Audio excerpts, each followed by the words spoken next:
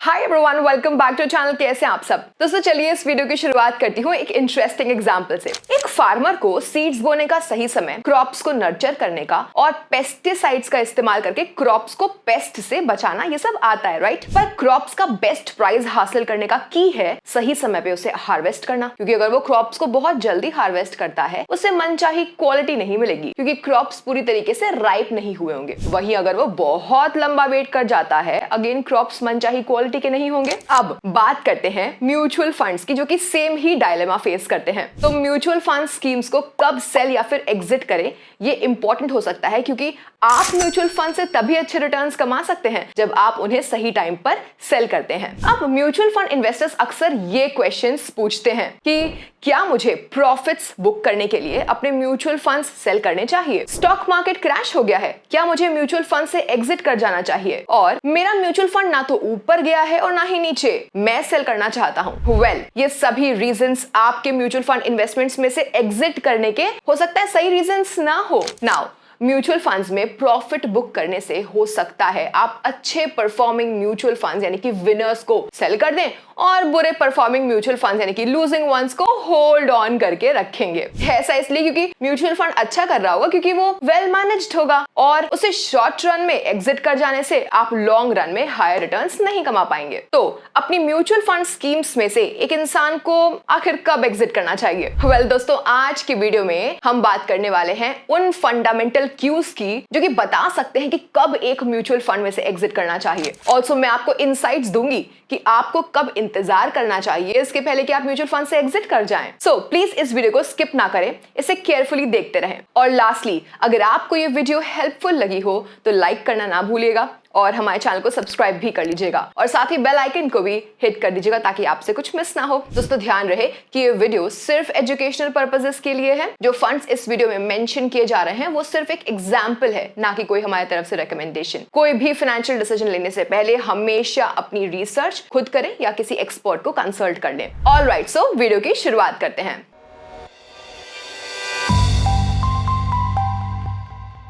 Number 1, आप अपने financial goals के करीब हैं। आइए समझते हैं कि जब आप अपने फाइनेंशियल गोल्स के करीब होते हैं तब म्यूचुअल फंड्स में से कब एग्जिट लेना चाहिए। इसे एग्जांपल से समझाती हूँ। सपोज आप एक कार खरीदना चाहते हैं 12 लाख रुपए की 5 साल के अंदर। अब आप 20,000 रुपए हर महीने इन्वेस्ट करते हैं मंथली SIP के थ्रू एक इक्विटी फंड में, जिससे कि आप 12 लाख रुपए के फाइनेंशियल गोल तक पहुंच सके। सपोज करते हैं कि आपके इस इक्विटी फंड ने ओवर 4 इयर्स में एवरेज 12% रिटर्न पर एनम के लिए जनरेट किया, तो आपने एक्यूमुलेट किए होंगे 12 लाख रुपए सिर्फ 4 साल के अंदर ही। तो आप अपना SIP स्टॉप कर सकते हैं और इक्विटी फंड इन्वेस्टमेंट में से 4 साल के बाद ही एग्जिट कर सकते हैं, क्योंकि आपने तो कार खरीदने की अमाउंट को ऑलरेडी एक्यूमुलेट कर लिया है। आइए नेक्स्ट केस डिस्कस करते हैं। सपोज आप इकट्ठा करना चाहते हैं 28 लाख रुपए अपने चाइल्ड की हायर एजुकेशन के लिए, जो कि 8 साल दूर है। आपने 25,000 रुपए की मंथली SIP एक इक्विटी फंड में की, जिसमें आपको 6 इयर्स के लिए 12% एवरेज रिटर्न्स पर एनम दिए। तो आपने 26 लाख रुपए सिर्फ 6 साल में एक्यूमुलेट कर लिए और सिर्फ 2 लाख रुपए दूर हो आप अपने 28 लाख रुपए के फाइनेंशियल गोल से। लेकिन स्टॉक मार्केट सडनली कभी भी क्रैश हो सकता है ना। याद है 2008 का market crash global financial crisis की वजह से हुआ था,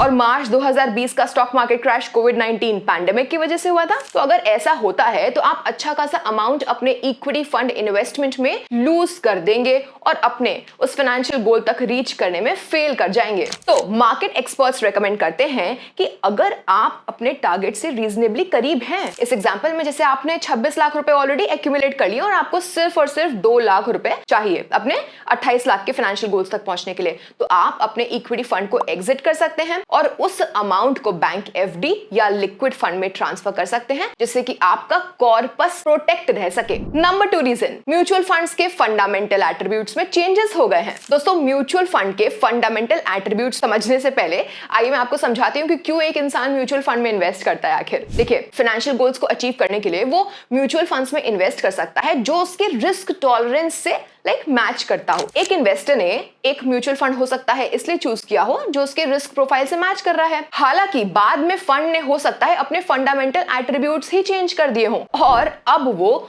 उस इन्वेस्टर के लिए सूटेबल ना रहा हो क्योंकि अब उसके रिस्क प्रोफाइल से वो मैच ही नहीं हो रहा है। फॉर एग्जांपल, इन्वेस्टमेंट ऑब्जेक्टिव में चेंजेस, स्ट्रक्चर में चेंजेस, जैसे कि पहले ओपन एंडेड था फिर क्लोज एंडेड हो गया। तो यहाँ पे ओपन एंडेड का मतलब होता है जहां पे यूनिट्स ओपन होती है बाइंग और सेलिंग के लिए किसी भी वक्त, और क्लोज एंडेड का मतलब होता है कि यूनिट्स में लॉक इन पीरियड होता है। या फिर लेट्स से सभी फंड का एसेट एलोकेशन चेंज हो गया। तो ये सभी ना फंड के फंडामेंटल एट्रीब्यूट्स में चेंजेस कहे जाते हैं। आइए अभी इसको एक एग्जांपल से समझाती हूँ। कंसिडर करिए Aditya Birla Sun Life focused fund, जिसे प्रीवियसली कहा जाता था Aditya Birla Sun Life focused equity fund. तो Aditya Birla Sun Life focused fund maximum 30 stocks of large cap category में इन्वेस्ट करता था। तो इन्वेस्टर्स जो कि लार्ज कैप स्टॉक्स की सेफ्टी को प्रेफर करते थे वो इस स्कीम में इन्वेस्ट कर सकते थे। फिर अक्टूबर 2023 से फंड ने फोकस किया 30 स्टॉक में इन्वेस्ट करने का और अब वो across large, mid and small cap space में कर रहा है। नाउ एक इन्वेस्टर जिसका कम रिस्क टॉलरेंस था वो हो सकता है तब तक कंफर्टेबल रहा हो जब तक फोकस्ड फंड टिल्टेड था लार्ज कैप स्टॉक्स की तरफ। हालांकि जब से फंड ने अपने फंडामेंटल एट्रीब्यूट्स में ही चेंज कर दिया और अब mid and small cap stocks में स्टार्ट कर दिया इन्वेस्ट करना, अब ये उस इन्वेस्टर के रिस्क प्रोफाइल को मैच नहीं कर रहा है। तो ये एक केस हो सकता है म्यूचुअल फंड स्कीम्स को एग्जिट करने का, क्योंकि mid and small cap stocks aggressive investors के लिए ही सूटेबल होते हैं। दोस्तों नोट करें कि जब एक म्यूचुअल फंड स्कीम ना अपने लेट्स से फंडामेंटल एट्रीब्यूट्स में चेंजेस करती है तो एग्जिस्टिंग इन्वेस्टर्स को 1 महीने का विंडो दिया जाता है उस म्यूचुअल फंड स्कीम्स में से एग्जिट करने का, वो भी बिना एग्जिट लोड को इनकर करते हुए। बता दूं, एग्जिट लोड वो कॉस्ट होती है जो म्यूचुअल फंड स्कीम एग्जिट करते वक्त इन्वेस्टर करता है, और ऐसा इसलिए किया जाता है जिससे कि इंश्योर हो सके कि इन्वेस्टर्स इंपैक्ट नहीं हो रहे हों जब भी म्यूचुअल फंड स्कीम के फंडामेंटल एट्रीब्यूट्स में चेंजेस हो रहे हों। ऑलराइट, सो थर्ड है म्यूचुअल फंड कंसिस्टेंटली बेंचमार्क को अंडर परफॉर्म कर रहा है। दोस्तों अगर एक इक्विटी फंड बेंचमार्क को और पीयर्स को ओवर 3 इयर्स में अंडर परफॉर्म करता है, चांसेस है कि वो उसे 5 सालों में भी अंडर परफॉर्म ही करेगा। आप हो सकता है एक टर्न अराउंड की इच्छा कर रहे हो, आशा कर रहे हो, लेकिन रियलिटी ये है कि एक अंडर परफॉर्मिंग फंड 3 साल वाला वैसा ही कंटिन्यू करेगा, और ऐसे फंड्स को लॉन्ग रन के लिए होल्ड ऑन करने से आपको लॉस कट करने के चांसेस डिले होते रहते हैं और बेहतर परफॉर्मिंग म्यूचुअल फंड्स में रीएलोकेट करने के चांसेस भी डिले होते रहते हैं। चलिए इसे भी एक एग्जांपल से समझाती हूँ। यहाँ पे आप देख सकते हैं Franklin India blue chip fund direct plan growth को, जो अपने बेंचमार्क को बीट करने में ओवर 1, 3, 5, 7 एंड 10 इयर्स में फेल हो गया। Also taurus flexi cap fund direct plan growth भी अपने बेंचमार्क को ओवर 3, 5, 7 एंड 10 इयर्स में फेल हो गया बीट करने में। दोस्तों नोट करें कि ये एक्सरसाइज एक रिकमेंडेशन नहीं है, इस एक्सरसाइज को किया गया था जिससे कि जाना जा सके कि कितने इक्विटी स्कीम्स ने उनके रिस्पेक्टिव बेंचमार्क को ओवर 10 इयर्स में अंडर परफॉर्म किया है। ऑल्सो कई और म्यूचुअल फंड स्कीम्स भी हो सकती हैं जिन्होंने ओवर लॉन्ग रन में बेंचमार्क को अंडर परफॉर्म किया होगा। मूविंग फॉरवर्ड, चौथा म्यूचुअल फंड पोर्टफोलियो रीबैलेंस करने के लिए। दोस्तों जब आप म्यूचुअल फंड्स में इन्वेस्ट कर रहे हो तो आपको डिसाइड करना पड़ सकता है कि आपके पोर्टफोलियो का कितना प्रपोर्शन इक्विटी की तरफ जाएगा और कितना proportion debt, fixed income investment की तरफ जाएगा। इसे एसेट एलोकेशन कहा जाता है। फॉर एग्जांपल, हो सकता है कोई कंफर्टेबल हो अपने पोर्टफोलियो का 60% इक्विटी फंड्स में और 40% डेट फंड्स में होल्ड करने के लिए बेस्ड ऑन उसका इन्वेस्टमेंट ऑब्जेक्टिव और रिस्क टॉलरेंस। अब सपोज करते हैं कि स्टॉक मार्केट बढ़ता है और उसकी इक्विटी फंड होल्डिंग्स बढ़ करके पोर्टफोलियो का 70% हो जाती है और डेट फंड प्रपोर्शन पोर्टफोलियो का 30% रहता है। अब आपका पोर्टफोलियो स्क्यूड है, यानी कि इक्विटी की तरफ टिल्टेड है, जो कि आपके रिस्क प्रोफाइल से हो सकता है मैच ना कर रहा हो। तो अपने ओरिजिनल एसेट एलोकेशन पर वापस जाने के लिए आपको अपने कुछ इक्विटी फंड्स में से एग्जिट करना पड़ सकता है, यानी इस केस में पोर्टफोलियो का 10% और उस पैसे को डेट फंड में इन्वेस्ट करना होगा। तो ये भी एक रीजन हो सकता है अपने इक्विटी फंड से एग्जिट करने का। मूविंग फॉरवर्ड, पांचवा, आप एक फाइनेंशियल इमरजेंसी फेस कर रहे हैं। दोस्तों कोई भी इंसान लॉस ऑफ जॉब या फिर बहुत ज्यादा hospitalization expenses and so on की वजह से फाइनेंशियल इमरजेंसी कभी भी फेस कर सकता है, राइट? इसलिए एक्सपर्ट्स रेकमेंड करते हैं कि अराउंड 1 साल के वर्थ ऑफ लिविंग एक्सपेंसेस का इमरजेंसी फंड होना चाहिए, डिपेंडिंग अपॉन कि आपकी इनकम और एक्सपेंसेस क्या है। अब सपोज करते हैं कि आपके पास एक इमरजेंसी फंड लेट्स से नहीं है, या फिर था तो आपने उसे ऑलरेडी एक ह्यूज फाइनेंशियल इमरजेंसी के वक्त पे एग्जॉस्ट कर दिया है। तो अब आपके पास कोई और चॉइस ही नहीं रहती है, बल्कि म्यूचुअल फंड्स में से आपको एग्जिट करना ही पड़ेगा। कभी कभी आप एक ऐसी सिचुएशन फेस कर सकते हैं जहां पर आप अपने इक्विटी म्यूचुअल फंड स्कीम को एक बहुत हैवी लॉस पर एग्जिट करने के लिए फोर्स हो जाते हैं अगर स्टॉक मार्केट क्रैश हुए हो। तो ऐसी जगह पे एक इमरजेंसी फंड होता तो काम आ सकता था, क्योंकि आपने उस फाइनेंशियल क्राइसिस को टाइड ओवर करने के लिए उस उस पैसे को यूज कर लिया होता, राइट? वेल, मूविंग फॉरवर्ड, अपने म्यूचुअल फंड्स में से एग्जिट करने के पहले आप कब वेट कर सकते हैं? देखिए, कई बार आप अपने म्यूचुअल फंड स्कीम्स में से डर के कारण एग्जिट कर जाते हैं जब स्टॉक मार्केट क्रैश होता है। नहीं, इसका मतलब आप अपने इंपॉर्टेंट फाइनेंशियल गोल्स तक नहीं पहुंचेंगे। अब लॉन्ग रन के लिए इक्विटी फंड्स में इन्वेस्टेड रहने से उस इन्वेस्टमेंट में से रिटर्न्स मैक्सिमाइज करने में मदद मिलती है, स्पेशली तब जब म्यूचुअल फंड स्कीम्स में से एग्जिट करने का कोई रीजन नहीं हो, और इससे आप अपने फाइनेंशियल गोल तक पहुंच जाएंगे। अब मार्केट वोलेटिलिटी तो स्टॉक मार्केट का पार्ट एंड पार्सल ही होता है। इंपॉर्टेंट है याद रखना कि स्टॉक मार्केट्स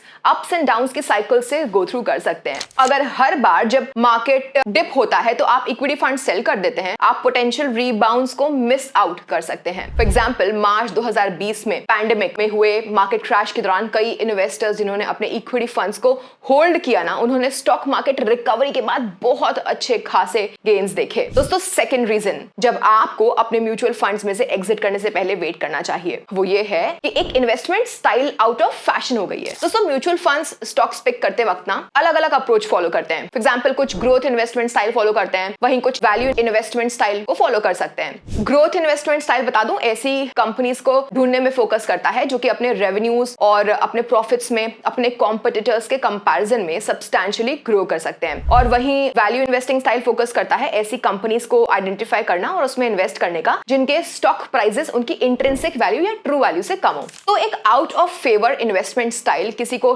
टेम्प्ट कर सकता है कि उनके म्यूचुअल फंड्स स्कीम से वो एग्जिट कर जाएं। दोस्तों, इन्वेस्टमेंट स्टाइल जैसे कि ग्रोथ या वैल्यू इन्वेस्टिंग काफी लंबे पीरियड ऑफ अंडर परफॉर्मेंस को गो थ्रू कर सकती है। वहीं कभी कभी एक इन्वेस्टमेंट स्टाइल अच्छा करती है और कभी कभी कोई दूसरी अच्छा परफॉर्म कर रही होती है। वैल्यू रिसर्च के द्वारा एक स्टडी दिखाती है कि आप दोनों ही इन्वेस्टमेंट स्टाइल्स वैल्यू और ग्रोथ के अक्रॉस डाइवर्सिफाई कर सकते हैं, जैसे कि आप अपने म्यूचुअल फंड पोर्टफोलियो को डाइवर्सिफाई कर सकें और एक मार्केट डाउनटर्न के दौरान रिस्क को कम कर सकें। वेल दोस्तों, अब हम अपने कंक्लूजन पे आ ही चुके हैं। आई रियली होप कि अब आपको बेहतर अंडरस्टैंडिंग हो चुकी है कि कब म्यूचुअल फंड से एग्जिट किया जाए। लेकिन ध्यान रखें, ये सिर्फ साइंस है जो कि आप कंसिडर कर सकते हैं। कोई one size fit all answer नहीं है कि कब आपको म्यूचुअल फंड से एग्जिट करना चाहिए। ये डिपेंड करता है कई फैक्टर्स पर, जैसे कि आपका इन्वेस्टमेंट होराइजन, आपका रिस्क एपेटाइट और वो स्पेसिफिक फाइनेंशियल गोल जो आपके माइंड में है, क्योंकि हर इन्वेस्टर की सिचुएशन यूनिक होती है। माइंड में रखें कि ये वीडियो सिर्फ एजुकेशनल पर्पसेस के लिए ही है और इसे एक डायरेक्ट इन्वेस्टमेंट एडवाइस के तौर पे नहीं लेना चाहिए। हमेशा अपनी खुद की रिसर्च करें या फाइनेंशियल एडवाइजर से कंसल्ट कर लें इसके पहले कि आप कोई भी इन्वेस्टमेंट डिसीजन लें। वेल फ्रेंड्स, इसके पहले कि हम रैप अप करें, अगर आपको वीडियो हेल्पफुल लगी है तो प्लीज इस वीडियो को लाइक, शेयर एंड सब्सक्राइब कर दीजिएगा चैनल को। ऐसे ही और कंटेंट के लिए अपडेटेड रहने के लिए आप बेल आइकन को भी क्लिक कर सकते हैं। So thank you for watching, मिलते हैं नेक्स्ट वीडियो में, तब तक के लिए बाय बाय।